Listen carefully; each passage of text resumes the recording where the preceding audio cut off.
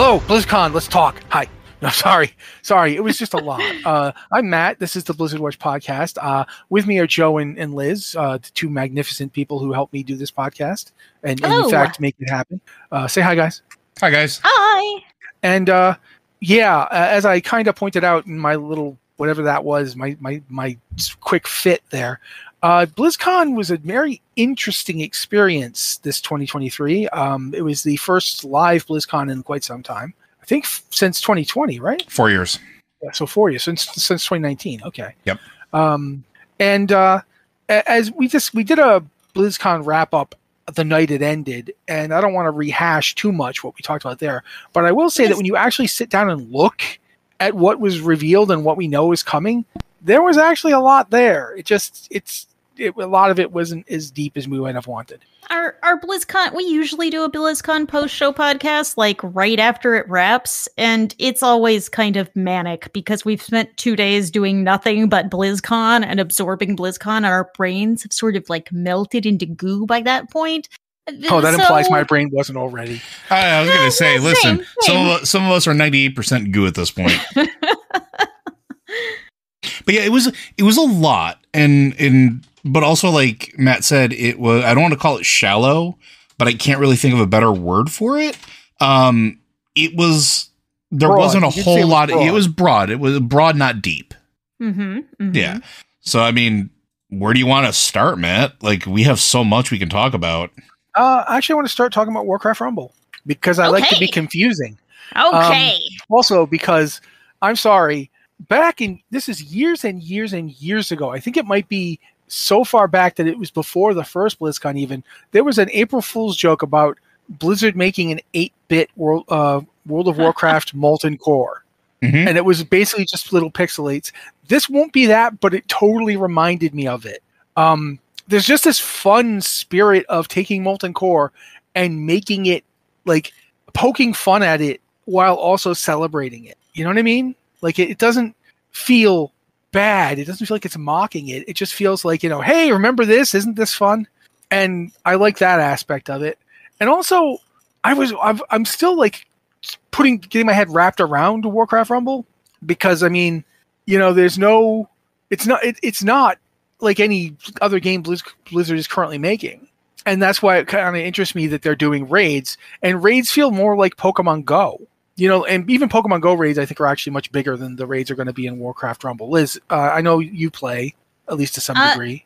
Yes, I think raids are going to be 2 people, and you have to be in a guild, so it's, like, really small. It's not big group content, it's, like, co-op. Mm-hmm. But it does, still does kind of have that feeling of you bringing the army that you've been building as you kind of go through. Because this is kind of a strange hybrid of tower defense and... I don't know if you'd say Battlegrounds, but it kind of has that feel of sort of like a tower defense Battlegrounds type combination. Yeah, like tower defense and also kind of the Pokemon, gotta catch them all, gotta level them all up kind of thing. Yeah. And also a little bit like an auto battler because, you put your minions down on the board and they walk a certain direction, and when they beat things, they hit them. And that's kind of it. You place your things on the board and they go. Yeah, So the raid component is, of course, not going to be, I can't even imagine what a 40-person, like this kind of game, that'd be like literally Lovecraftian in terms of insanity.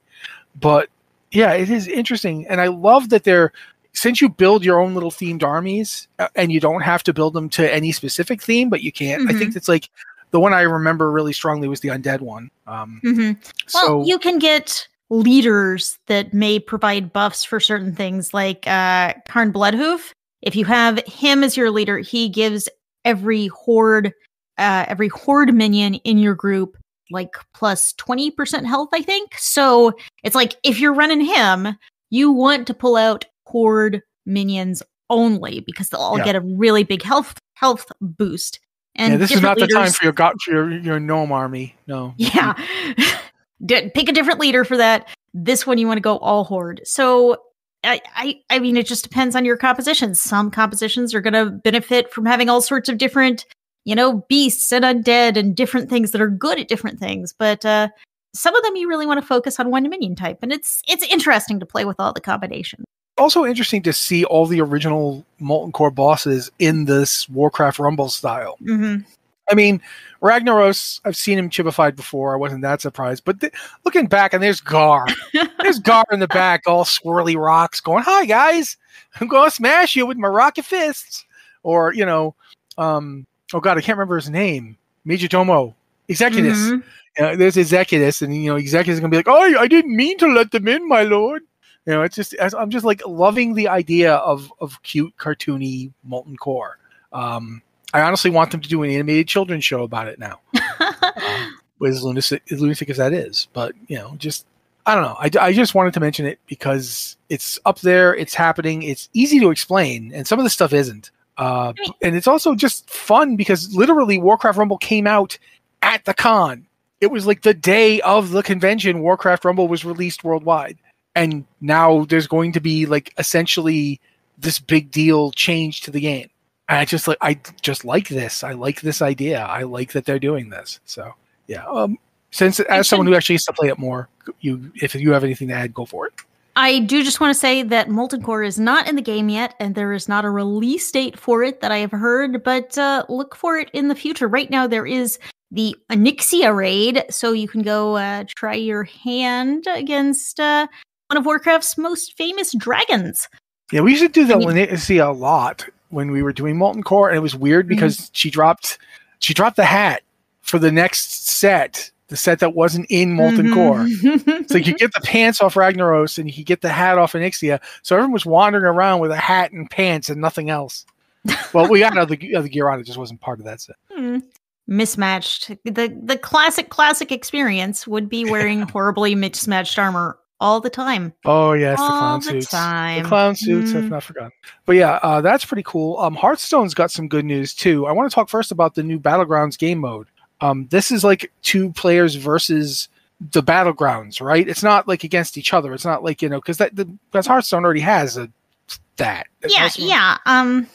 So Battlegrounds is, an auto battler. It's 8 players and, you face off against your fellow players until everyone is dead, except you. Hopefully, except you. And in Hearthstone Battlegrounds Duos, which is coming out later at a later date, you will team up with another player and you will play Battlegrounds as a cooperative team. It's kind of the same and kind of different. You're both playing your own heroes, but you can do things like pass cards back and forth. Or, so you can, strategize like, hey, give me that card. That card's going to be really good for me. Or, so you can do different strategies that you can only do with another player. And there are some heroes that are going to work really well in this way. So you can get weird combinations of heroes. They're adding a new hero, Cho'Gall, who is actually 2 heroes, Cho and Gall. And if you play one of them, your partner has to play the other one. And you get all sorts of crazy combinations. That's a holdover from Heroes of the Storm. Because Heroes of the Storm was a tandem hero for Cho'Gall. I mean, you can only play Cho'Gall as 2 people, but also one person.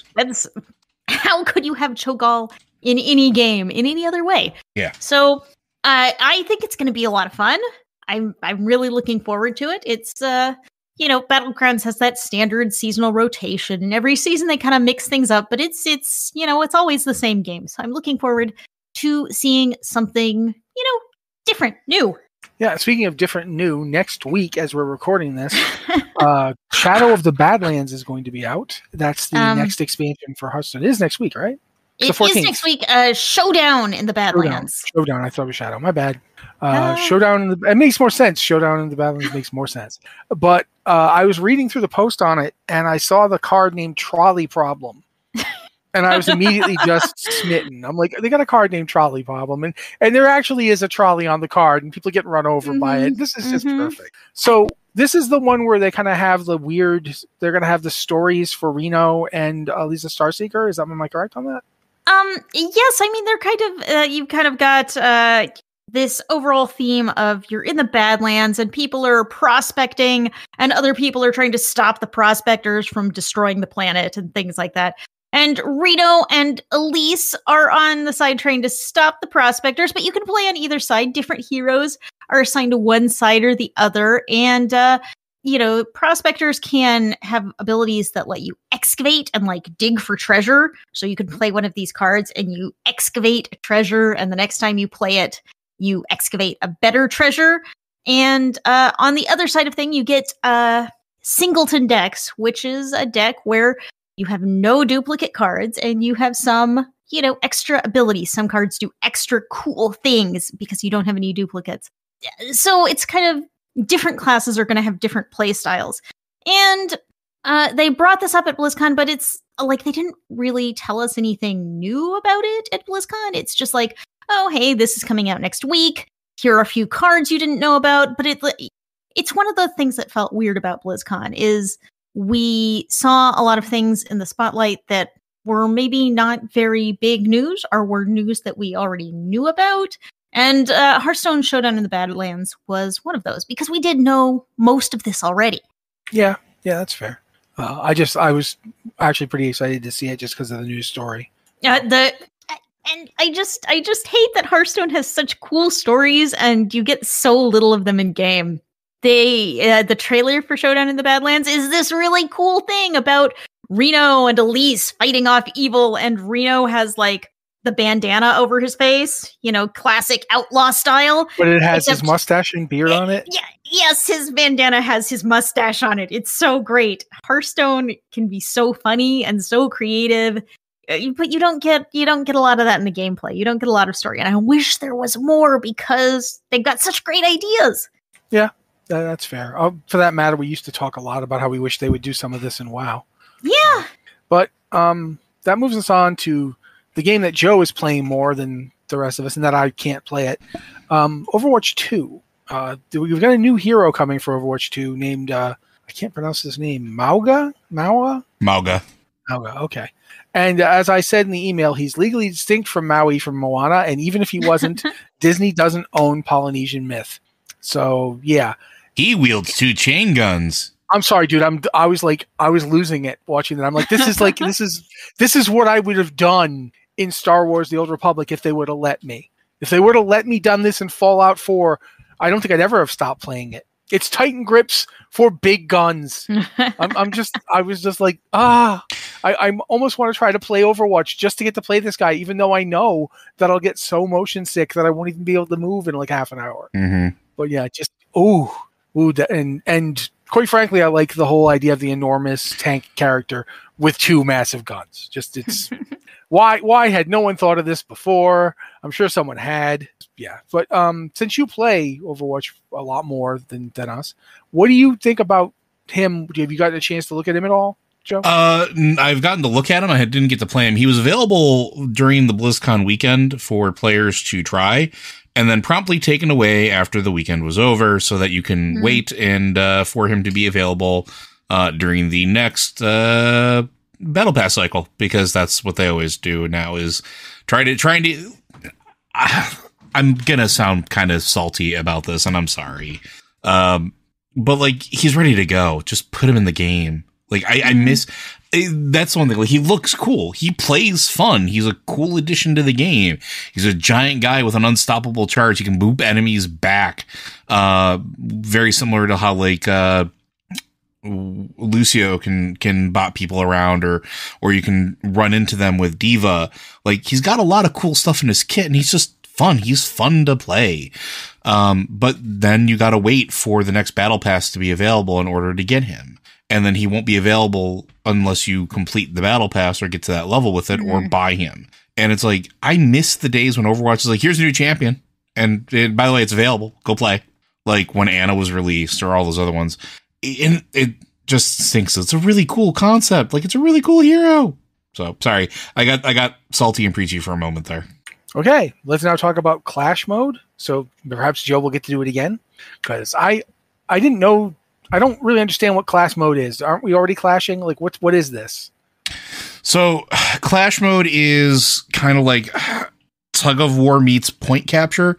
So it's 5 points in a row, where basically in a straight line. So you have points A through E, so to speak. You can only have only one capture point is unlocked at a time. and it always starts with a capture point in the center.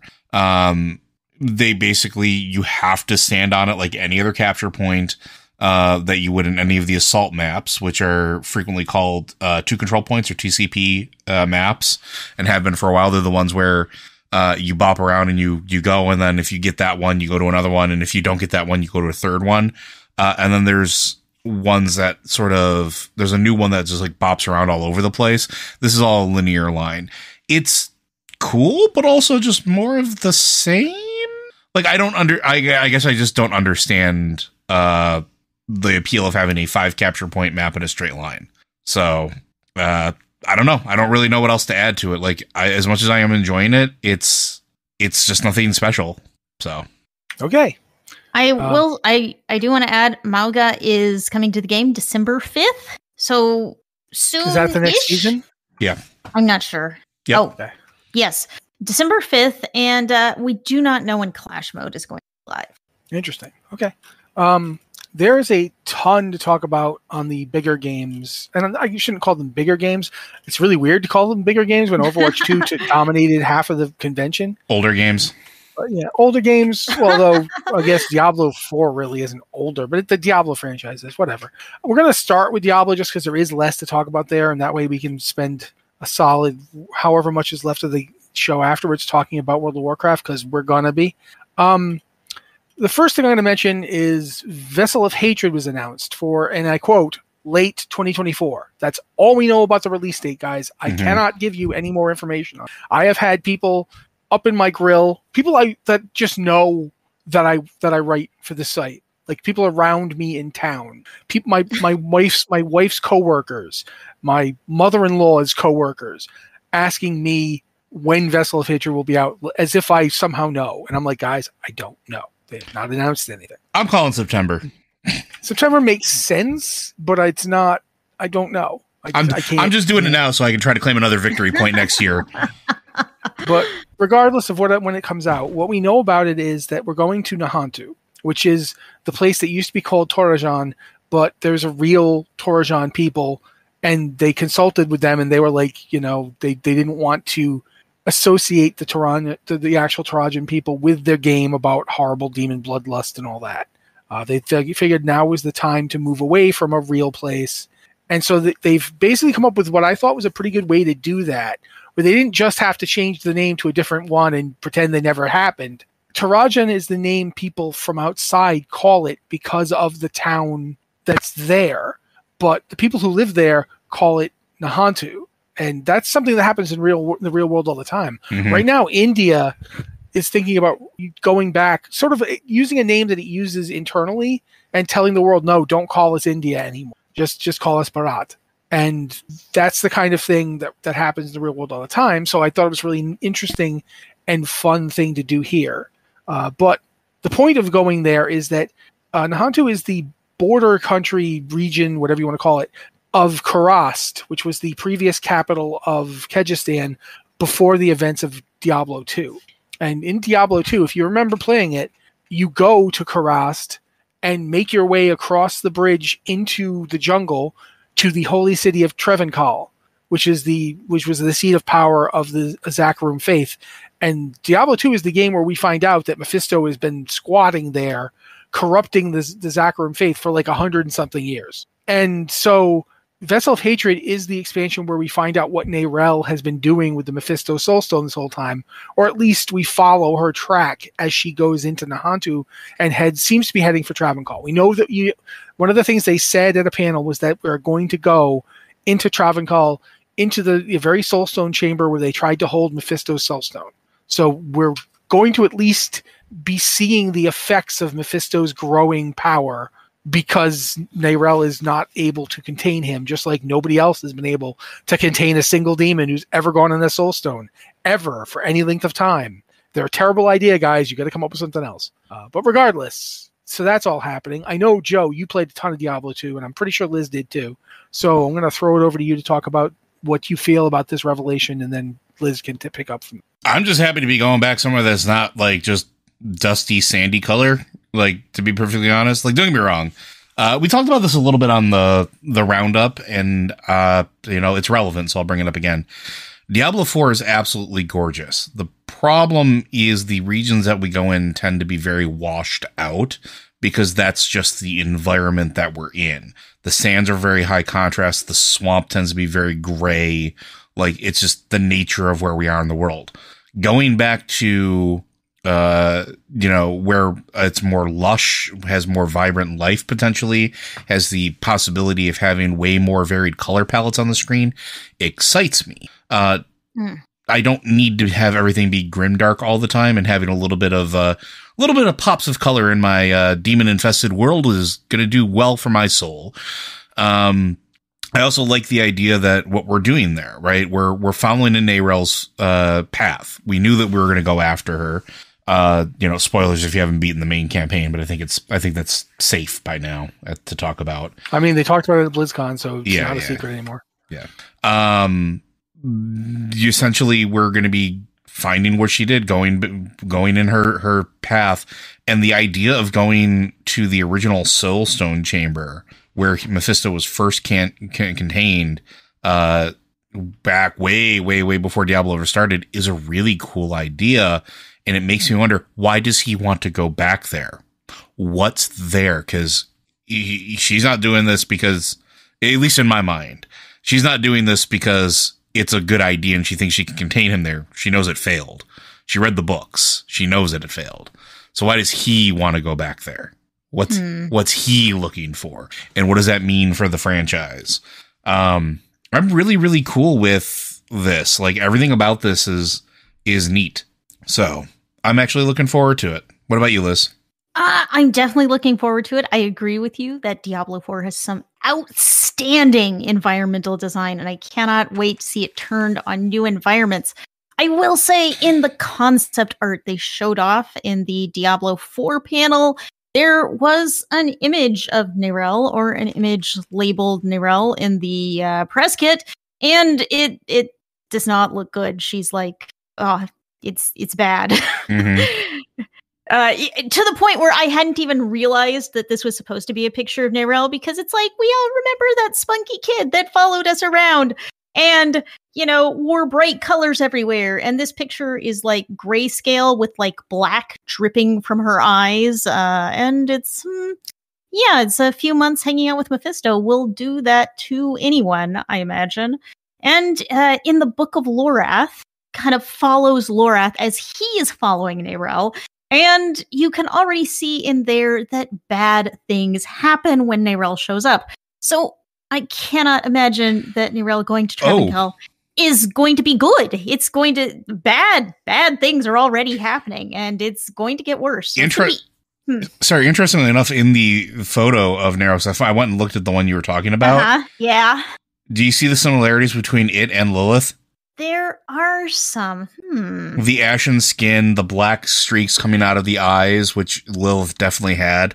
Where it wasn't just heavy mascara; it was like almost like blood dripping down. Very, very, very, very similar. I think that's very interesting.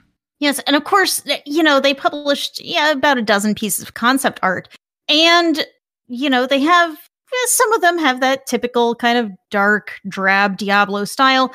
But, you do see bright colors of the jungle in there, except for the art of Mephisto and Nayrel, both of which are completely grayscale.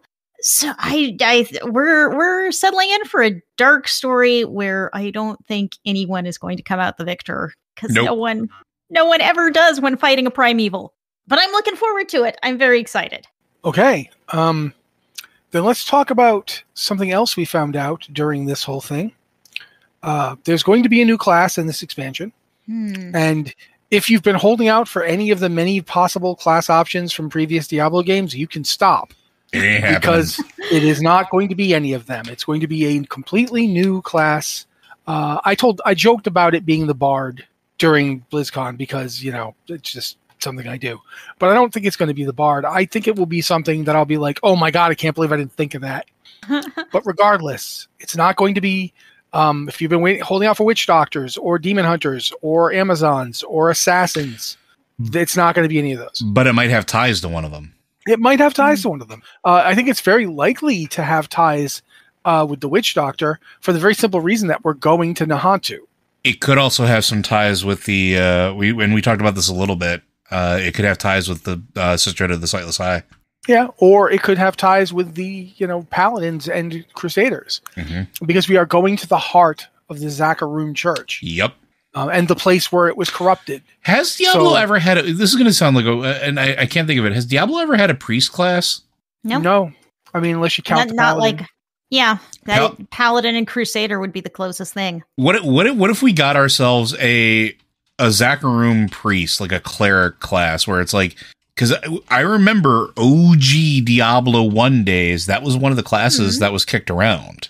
Right? Yeah, I could see it. I just hope it's more effective. So far, every Zakarum priest we've ever seen is either evil or gets killed real fast. Yeah, but what if they go the way of the Arathi? We're going to talk about that, I'm sure. And like it's now holy cleansing fire of light, and they know how to wield spirits. Didn't we just run into like an ex-priest of the Cathedral of Light? We did. So it's entirely possible that we could meet like technically an ex-Zakarum priest who's just all about, burning demons now. Like, and I just want to kill them all. We have seen some not ex-Zakarum priests, but we've seen some Zakarum priests over in I forget the zone, but they're like hanging out helping. No, not Hawazar. There are some priests in that desert zone to the north. Oh, I should know the name of this. I know we are all blanking at the same moment, and after the podcast is over, I'm going to be like the dry steps. Dry steps, yeah. I think the dry step. But there's a group of Zakarum priests who are like helping refugees who have been pushed out by cannibals, and they're like trying to make sure the orphans get fed, and they're trying to heal people who drank water tainted by demons. Who are they're trying to help, but this is not a world you can really help. There's also another option too, and this is something that Matt talked about a while ago. And we talked about the witches of Hawazar and how like their area is sort of in this weird limbo-ish place, and it's left on this lingering. Is it really part of this region? Is it really part of Sanctuary? And we know that they're kind of spread out throughout the world, at least lore-wise. Like they're not the only ones there that can be considered in that sort of class. It could also be them popping up there. They could. The Hantu is to the south of Hawazar. But both are relatively similar in terms of them being jungly. Yep. So it's theoretically possible that there could be witches down there. But we know the witch doctors were, so yeah. I'm just saying the swamp could theoretically touch that as well, right? It could be. So there's a lot of options. It could be. Speculation will be high until we get an announcement of what it is, which I don't suspect we're going to get probably until spring of next year. Yeah, I doubt we'll hear about anything more than lots of people going, is it this? Is it that? And it's like, no, it's if it's in a previous Blizzard game, the answer is no. And it's what about vampires? Well, no, we just did those in Diablo Immortal, so no, it's not them either. It's like, I'm excited about this game, but we know very little. I mean, we're talking about concept art that we've seen here. Yeah. This is a major point of discussion.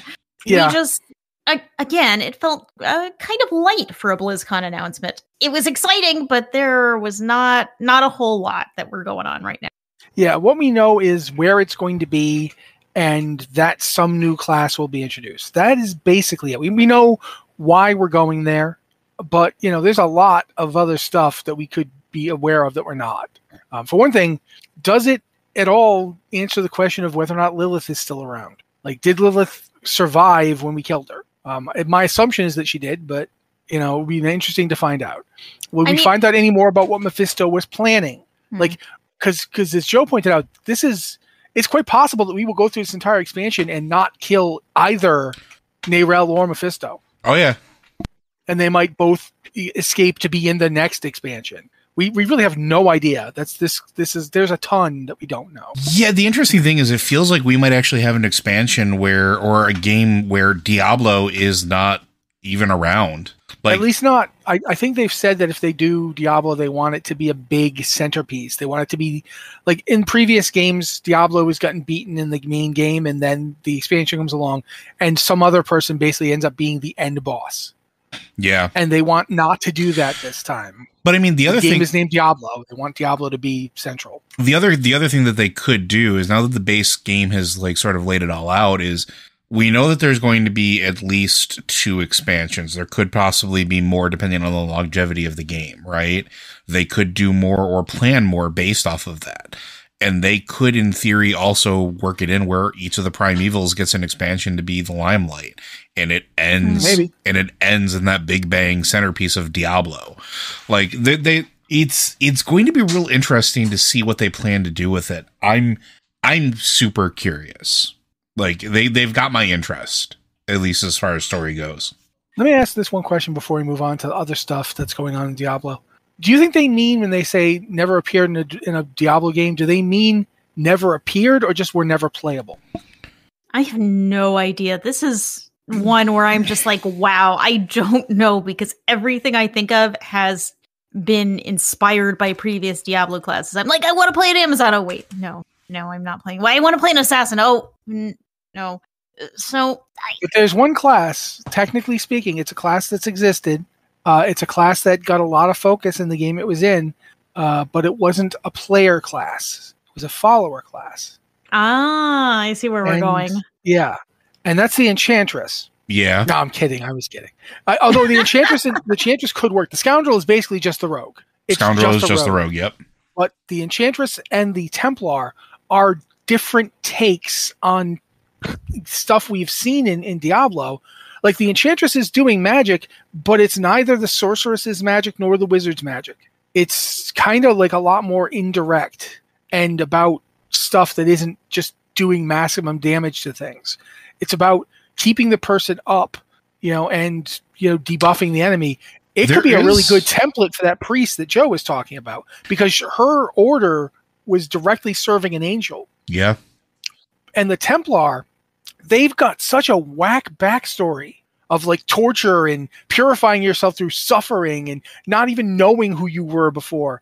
There's a lot there with Cormac and all that stuff. You could bring him back, because they had him do voices, and I definitely would love to see the Templar. And I'm wondering, do they mean that if you had a follower class, that class is also out? I don't know the answer to that question.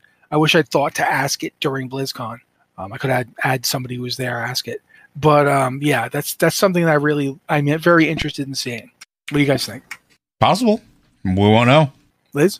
I await information. I crave information. I want to know. That's all I got.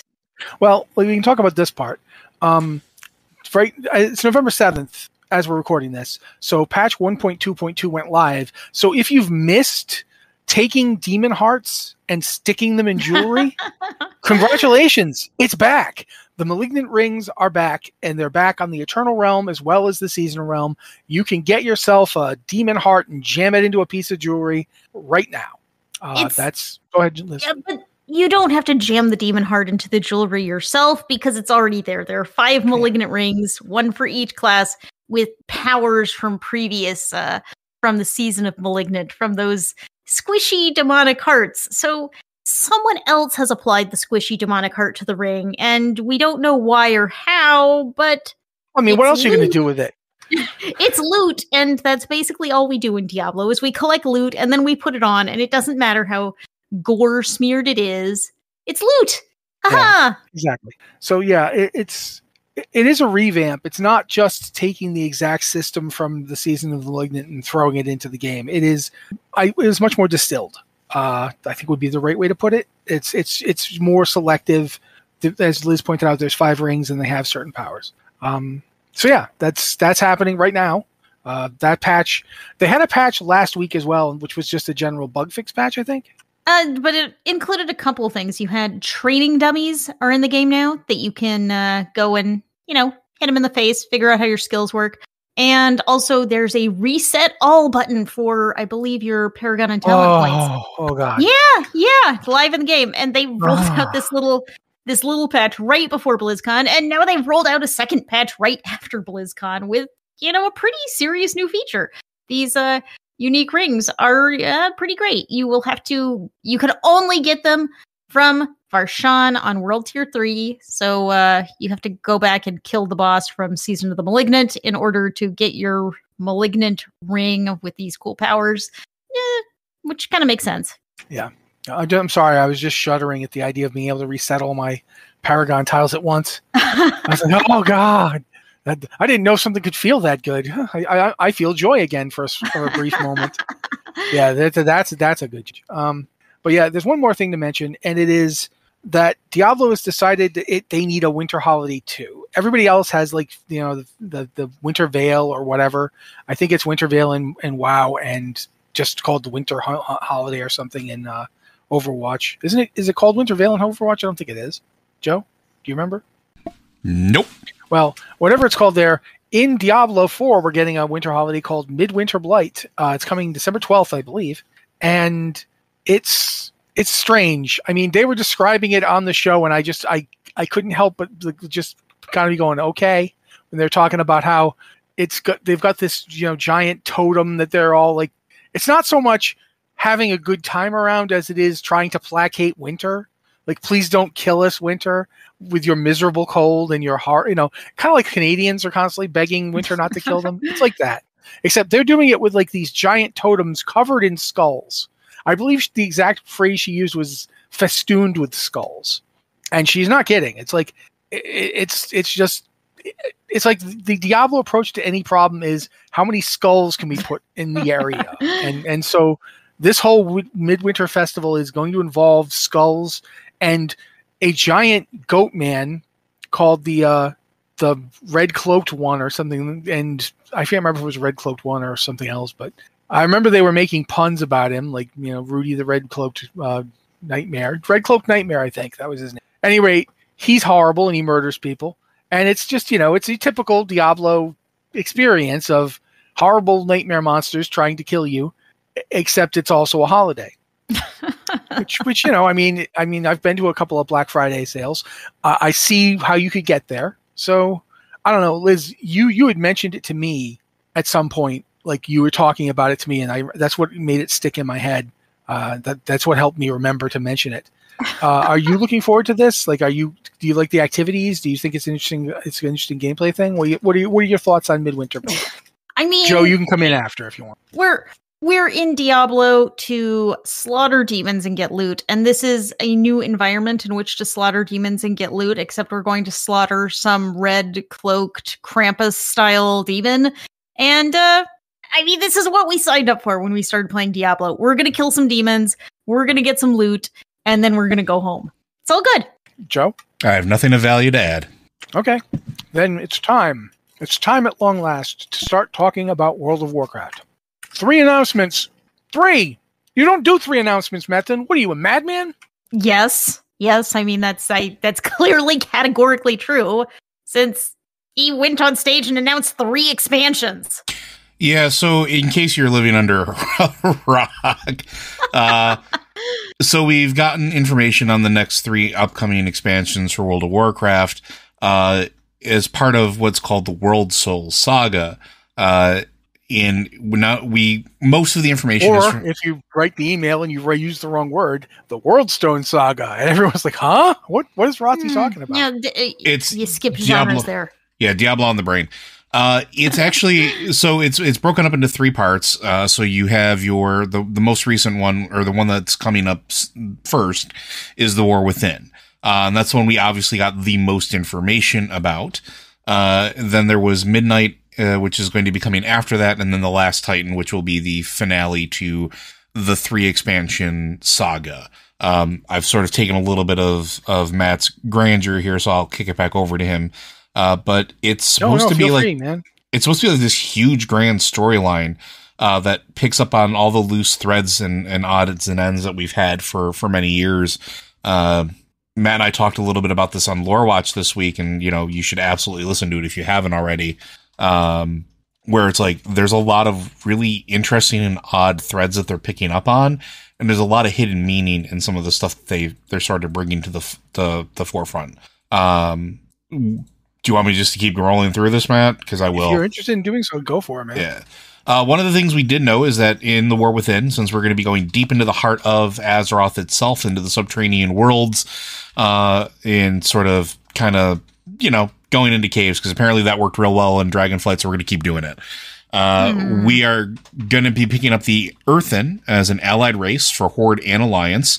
It looks like they can be a good smattering of classes, including Shaman, so I'm immediately interested in that.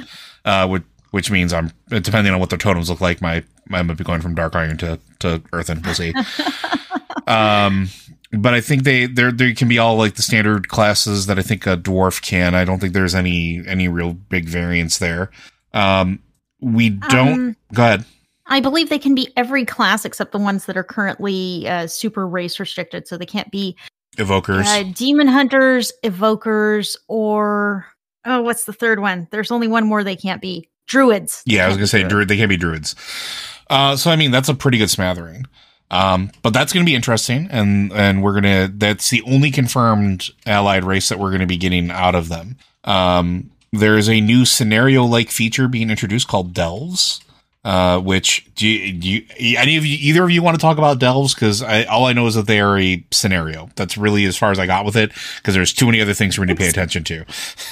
They remind me. Oh, this is going cool. They remind me a little of Zeskara Vaults, where they're open world content, and you're going to be wandering out in the world, and you'll see some kind of unexplored places, or maybe there's some adventurers hanging out around outside a cave or an old tomb or something, and they'll be like, "Hey, there's this place. We're not going to explore it by ourselves. It's really scary."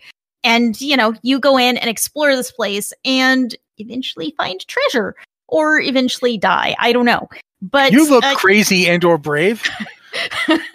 Maybe you'd like to go into this dark, creepy cave and bring out treasure for us. Hey, so what's going on here, guys? Oh, we are at Howling Demons Eat Your Face Cave, and we were kind of like going to go in because we've got this magic rock that opens the doors, but we're going to wait for like a couple hundred more people. But if you want to take the rock and go in now, sure. Which is important it's going to be important for another feature that they're adding. When Ian Hazacustas talked about it in the deep dive panel, he mentioned one that you might go in with a candle to light your way, but you only have so much fuel for it. So as you go through, you'll eventually lose all of your light. So you need to explore with this like limited amount of light. And the shaman that can call upon the elements of fire. But so they're going to be open world content, and you'll just wander into them and find them. And something that kind of plays into this is that they're changing the Great Vault to where there used to be a PvP track on the Great Vault. It's gone. And it will be replaced with a world track, which will include open world content and delves, so you can participate in some delves and you'll unlock things in the Great Vault. So this adds a whole new type of content to the Great Vault, so you can get that stuff without doing mythic dungeons, without raiding. You can do the kind of content you want it's also get these rewards. It's also something players have been asking for, which is, hey, we're doing stuff in the world. Why isn't that in the vault? Like, it's nice instead of waiting for the one every 7 weeks that you get to do the world quest thing to get your bonus loot. Yeah, and also we should point out there's the way that delves work is that it is scales for like how many people you have in the group, and it goes from 1 to 5, and it's completely uninterested in your spec. And it doesn't care if you're tanking or healing or what. In that way, it reminds me a little Torghast, right? It's kind of these semi-random dungeons that scale, and it doesn't matter what spec or composition you come with. Actually, it reminds me a little bit more, and I don't know if either of you played, and maybe not because it might not have been in your wheelhouse, the Warhammer Fantasy MMO. Warhammer Fantasy, their end game was very, very big on public content and like public events is what they think they called them. And it was spec agnostic. It just cared who was up there and like the number of people. And it's something that a lot of games, it was really, really fun and a really cool idea that not a lot of games really borrowed. I think Guild Wars 2 does something like that occasionally. It's been a while, long while since I've done that. I think Elder Scrolls Online, I think, has something similar to that. But it's cool to see something like that hitting WoW, and I'm surprised it took this long. Well, like the case of many things, WoW was eventually adopted. They like to generally like poke with it a lot. Like if you look at transmog, we get like transmog, but we didn't give you everything. Okay, now here's a little bit more. And here's a little bit more. When will they be satisfied, do you think? They're never going to be satisfied. We're just going to drip this out. Yeah. That kind of feels like how they are about this. Like, as you guys have already been pointing out, you've been mentioning scenarios, you've been mentioning Torghast, you've been mentioning Zikara Vaults. So they've been trying different versions of this to see if they could get one to stick. And so I think this is the latest iteration. They love to iterate. This is the latest iteration of that concept. I want to see what it does because, as Liz pointed out, the fact that this is now a way to getting loot from the Great Vault means that, you know, if you're a player who has absolutely no interest in group content, you can still get better gear now. And that's an amazing thing. That's something that, you know, maybe you'll decide you want to try some group content, and now you'll actually have the gear for it. So yeah, there's a lot to this, but we do actually have to talk about some other things. We covered Delves and the Earthen. Warband. Yeah, the warband system is really fascinating. Do either of you want to talk about it before I get going? Sure. It's leaning heavily into players and their alt armies. So essentially the idea is it's an account-wide alt system that they're adding to the game, where the entire goal is to make alts easier and more fun to swap between. One of the things players really sort of have been complaining about the last couple expansions, and it's been a large group of players, I think, for a while, is that the game really is geared towards, it almost feels very difficult to have alts unless you're willing to put a lot more time in than you might have or what you really want to. And there really isn't anything in the game to sort of help with that, or at least what is there is very limited. This is sort of aimed directly at that. So there's going to be things where you can share, you're going to get like a shared stash, where you can throw items that are going to be specifically warbound or warbound until equipped instead of soulbound, so that all of your alts have the ability to basically pick it up. Think of it as almost like, it's like account bound, but a little more specific. It's going to have the ability. Sorry, go ahead. And it's a lot more like the Diablo system of Very stashes and alts, where you just log in a character and your stash is there, and it's your stash. Yeah, and in Diablo, what you can do is literally, if your character has been using this legendary for a while and puts it in the bank, as long as your next character is the right level, they can start using it. There's also a shared resource bank as well between all of them. Oh yeah, that's amazing. Which is huge. So instead of having to mail things back and forth, like, oh, well, my mining and gathering or nurbing character has all this stuff, I guess I'll send it over to my other characters and swap over and do it. You just throw it in the bank, and then you can just craft straight from the bank, which is one of the greatest things for professions I've ever heard.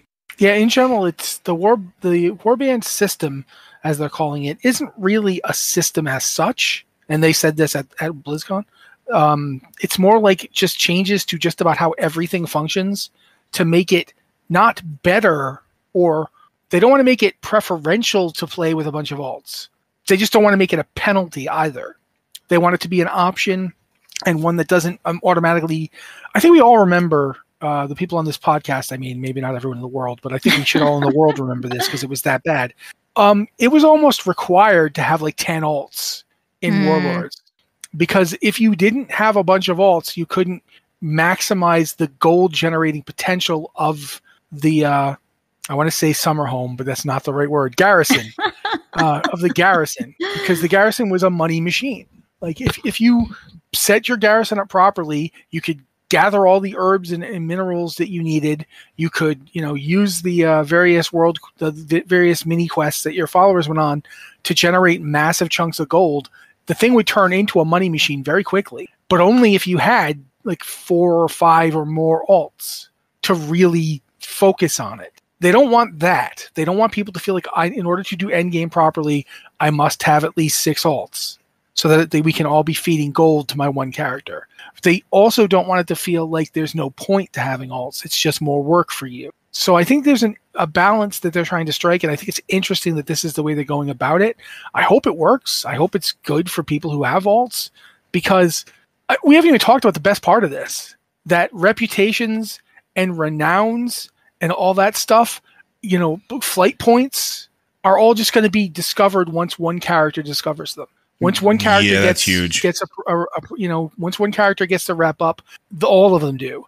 Once one character has found all the flight points, all of them have them. That's amazing. I think that is the biggest draw of this to me, is that idea of you don't have to run over and over again doing the exact same quest you've already done to get this group to like your next character. When Joe went off and saved the world, and now Joe Jr. is like, why are these people being mean to me? Don't they know my dad just saved the world? He's their friend. Look at, he's talking to the leader of the Furbolg right now. Why won't the Furbolg just give me the recipe I want? Why do I have to convince them to like me? I do want to break in that this isn't just account-wide reputation, but it will apply to new factions in the War Within. Yep. They haven't confirmed if it's going backwards. It's definitely not going backwards immediately. It might in the future. And I hope it does. I hope it becomes full account-wide reputation, so you never have to do grinds more than once. To use an example I think is pretty useful for this, imagine doing Shadowlands, and instead of all the rigmarole you had to go through, if you got Exalted with the Kyrian, all your other characters would have it. Boom, done. None of this I have to now switch so I can get the Kyrian transmog set. No. It's a huge quality of life improvement. Mm-hmm. Mm-hmm. Yeah. We haven't mentioned hero talents yet, right? No, we have not. We have not, and that's like the most exciting feature in the expansion. Yeah. Well, we've got like 5 minutes, I think. So Liz, go. Hero talents, hero specializations they're basically hero classes in the game. They are a short set of talents you can gain at end game while you play through the War Within. You'll be getting 1 hero talent point every level to put into. Right now, it looks like they're all going to be passive talents. They're a little concerned about button bloat, and they don't want to overwhelm us. So it looks like they're passive things that are going to help you customize and enhance your gameplay. For example, Shaman can be Farseers. That sounds pretty cool, right? Mm-hmm. Joe, cool? Oh, yeah. And Hunters can be... I'm going to stop right now. I want to read all of them out so everybody gets to idea of all the names. So here we go. They all sound really cool. Some of these may sound familiar to people that have been playing for a very long time. Mm-hmm. Death Knight, Rider of the Apocalypse, Sanlane, Deathbringer, Demon Hunter, Aldrachi Reaver, Fell Scarred, Druid, Keeper of the Grove, Elun's Chosen, Windstalker, Druid of the Claw, Evoker, Chrono Warden, Ruby Adept, Scale Commander, Hunter, Sentinel, Pack Leader, Dark Ranger, Mage, Sun Fury, Frostfire, Spell Singer. I just really love these names. Monk, Master of Harmony, Shadowpan, Conduit of the Celestials. I was going to say right now, if the Shadowpan lecture me constantly on imbalance, I'm going to be mad at him. Paladin, Lightsmith, Herald of the Sun, Templar. I am dying to know what Herald of the Sun is. It sounds like it's going to be Tauren related, right? Right, it has to be. Mm-hmm. Or just praising the sun. Yeah. Priest, World Voidweaver, Oracle, and Archon. A little vague on that one, but not too bad. Rogue, Deathstalker, Trickster, and Fatebound. Those are all real interesting, and Fatebound touches back on Legion. Shaman, Stormbringer. So congratulations on being Elric's sword, Joe. Farseer, and Totemic. I'm curious. That's the one that I'm really curious because that's a weird name. Yeah. Warlocks, Soul Harvester, Hellcaller, and Diabolist. And Warriors, Big Guy, Stabby Guy, Other Big Guy. Sorry, but their names are actually Colossus, Slayer, and Mountain Thane. Mountain Thane's cool, and Colossus is cool, and Slayer is cool, but they're all kind of generic, and they all kind of sound like 80s/90s thrash bands. So, yeah. I don't know. I kind of wish the Slayer was just the Barbarian. Just call it a Barbarian. Just do it. Just bite the bullet. Put Barbarians in WoW. Just do it. But anyway, that's every one of them. You'll notice that Druids get 4. Because they have 4 specs. Demon Hunters get 2. Everybody else gets 3. Liz or Joe? Liz said and. So Liz. I want to add that you can't just go in and pick any of these. Well, except Demon Hunters. They can pick either of them. Each of these hero specs is available to 2 specs. So we don't know what all of those are, but like Keeper of the Grove Oh man, am I remembering this right? I want to say that one is. I can do the warrior ones off the top of my head if you want me to just do those. Go. The warrior gets the 3, as we've already mentioned. A prot warrior can have Colossus or Mountain Thane. Fury warrior can have Slayer or Colossus. A arms warrior can have Colossus or Slayer. I usually think it might be Mountain Thane and Slayer. But that way, there's like a triangle, and each of the specs gets 2 of the points on the triangle, the ones that are closer to them. So, yeah. So you'll be able to play, like, I can play a Holy Paladin, and maybe I'm a Holy Paladin who's also a Herald of the Sun. I don't know 100% that that's going to be available to Holy Paladin, but but you're just just for now. I'm guessing. And I would play different than a Holy Paladin who's a Lightsmith. Lightsmith also sounds cool. Yeah. I think I want to be a Lightsmith. Matter, if the Prot Warrior got, say, Templar and Lightsmith, a Prot Warrior Lightsmith would be different than you, a Holy Paladin Lightsmith. And, all of that's the same kind of thing. It's going to let you hone in your class on different directions. It's like this ultimate class fantasy of like hunters being Dark Rangers. That's so cool. We've been hearing about Dark Rangers for a long time now, and the idea that you can make your character specialize and be a Dark Ranger is just a cool idea inherently. So I'm super into this. I love customization. We don't know what most of these abilities are going to be, but it sounds awesome. I'm into it. I'm super into it. Yeah, I pointed out that a lot of these are names that were thrown around at one point in time when we were talking about hero class ideas way back, like I think it was like the very first BlizzCon. Like, oh yeah, go ahead. Yeah. No, you made me remember that. But also, I'm dumb enough that I leave tabs open for no reason. So I left the tab with this open from our site, Blizzard Watch. So I can tell you that for Paladins, Lightsmith is holy in protection, Herald of the Sun is holy in retribution, and Templar is retribution and protection. These are theories. That's a guess. Yeah, those are speculation. Yeah. But I like that breakdown. I think it makes sense. Especially Herald of the Sun as holy in retribution. That makes a lot of sense to me. At any rate, these are really cool. I've got nothing negative to say about this so far. Yeah, I've been waiting for these since we didn't get Path of the Titans. Well, plus, you remember like a while back, we were talking about like almost transmog or allied classes where like you'd still be a warrior, but you changed your stuff up so that it would look different. Yep. This feels like actually going a step further, and you're actually getting to change your stuff. Like you get to be, I'm still a warrior, but I'm a Colossus. So that means that my abilities are all involved turning into metal and talking to Wolverine all the time. That's the only Colossus I could think of right now, but you guys know him. Yeah. But like, I just think that's really, really cool. My only problem with this is that there's a lot of ones that I think should be on here that aren't. And that's just me wanting more always. Cause it's WoW. Like Liz, you talk about transmog. Is transmog ever done? I hope not. Yeah, no, of course. So, I mean, I'm going to throw this because we are getting close to being out of time. Well, we can talk. We should probably also make time to talk about Classic as well. Yeah, definitely. I do want to mention this before we do move on, though. I want to hear from each of you one of these hero classes that isn't here that you thought would be here or would like to see. I'm going to start with Liz. I'm thinking the blood elf guys with big shields. They have a name. Spellbreakers. Spellbreakers. I was like, that was my immediate thought on reading this. It's like, okay, why don't we have a paladin class that's really specialized on, the Spellbreaker thing and magical defense? That would be kind of a cool idea. Joe? Chronomancer. And we kind of do, though. Not really. We do. Like, we have mages that use it, but we don't have anybody that specializes entirely in time. I'm at the Evoker has it. Evoker has some. Chrono Warden. That's one of the classes Evoker's got. That's one of the hero classes. We'll see, but I think that's going to be your Chronomancer. Is going to be the Evoker. Yeah. Also, because Liz stole mine, so I couldn't really say it. Yeah, I know. Sorry. She stole mine too. I was like, she got mine. I'm going to say straight up. Then I'm going to talk about the fact that we've already said that I want Barbarian. But for all I know, the Slayer is basically Barbarian. All right. WoW Classic. Let's talk about that. Oh my God, so much. This is actually, in my opinion, WoW Classic is getting two of the biggest things WoW Classic has ever got. And I'm going to throw out, first one is the last one, technically. This one's coming this month.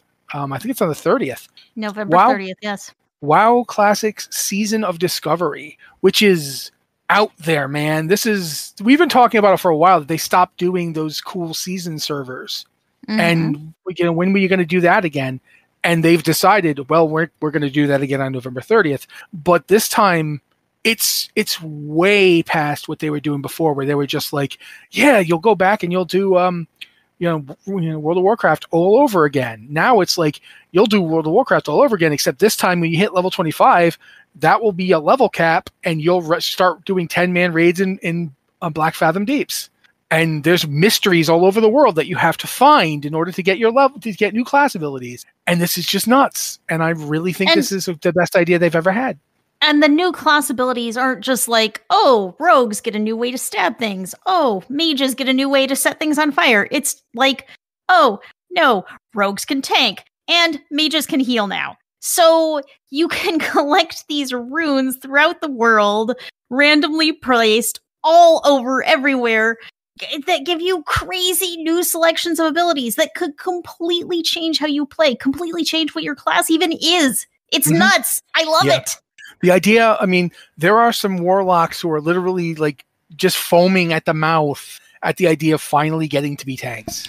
Well, going back to being tanks again, let's not forget that in SSC, and when we were in AQ, they were tanks. Yeah, but they only get the tank on one or two fights.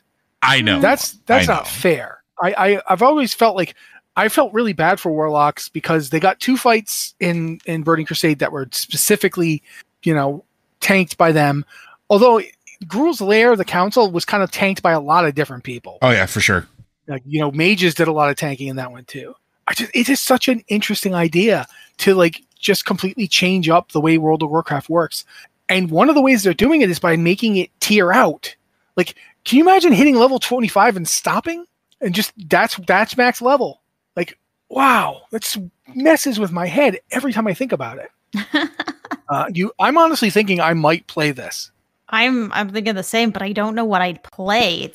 Everything is so different. Yeah, this actually got me interested in potentially installing Classic after me however long saying, yeah, I don't really feel the need to do this. Yeah, because it's not what you played at all. Exactly. It's not even trying to be what you played. It's what I've been begging for years. Yes. This kind of is the Classic Plus that some people have been asking for. It's WoW Classic, but reimagined with new gameplay. Yeah. And since we've said that, and now we have to talk about the other thing they're doing, which is they're finally doing it. They're finally bringing you Cataclysm Classic. The thing half of you went to WoW Classic to escape. It's now back in POG. Yeah, that I'm not excited about. I'm interested because they've come right out and said it's not going to be like Cataclysm. Yeah, but what does that even mean, right? Like, I don't know. I don't know. We've gotten very few details about how it will be different from the original Cataclysm. We know transmog will be in from the beginning. We know there's some quality of life improvements coming. We know leveling will be faster, but they haven't given us any concrete details on like, okay, how is this going to feel different from Cataclysm? Yeah, because they haven't. Sorry, go ahead. Like, I just don't know. I don't know. This does not excite me at all. The fundamental thing about Cataclysm that made Cataclysm a breaking point in the game, like such a pivotal, like divergent point for players, had nothing to do with the systems and everything to do with the world was broken. Like everything had shifted and changed. It's actually a lot of reasons why Classic WoW existed in the first place. It's because Cataclysm happened and players weren't happy. They wanted to go back to the world that they knew, and private servers started popping back up. Now, if they start telling a different story, and this is something that Matt and I, like Pie in the Sky, like did a while ago, I always talked about the idea that I would like to see Classic go in an alternate timeline route, where instead of having instead of eventually moving up to where it is developed to be the same game that we already have in retail or had in retail at various points of expansion history, instead do their own thing. Now, if this Cataclysm is completely different, like, which I don't know that it would be. I don't think it's going to be a different story. Let me put it that way. Yeah, I don't think it'll be a different story either. At all. But like, I would have loved to have seen this as an opportunity to go in different story direction, which I don't think will ever happen. But it would have been nice. I think it's the level of development is not something that they want to do. I think that they realize that would be a ton of work because they've been developing expansions for a long time now. So they know they're a lot of work. So doing a completely new one instead of adapting an old one, and also here's the other thing that I've been thinking when I think about this. Since they're going to have their seasons of discovery and they're going to have their WoW Classic just straight up, what are they calling it now? Classic Era now, I believe they call it. They're going to have that. And then probably going to have the Wrath servers, Wrath Classic servers. They are not. There are no Wrath Classic servers planned right now. No, that's my point. They're going to get taken off. They're going to be the Cataclysm one. You're going to play Classic Era servers, which are only vanilla content. You're going to play Cataclysm Classic servers, which are remake Azeroth into Cataclysm. Cataclysm, yeah. And your Season of Discovery servers. Which are going to be this very interestingly strange, twisted version of the original servers. And if you're going to get the thing Joe's talking about, this is the path to it.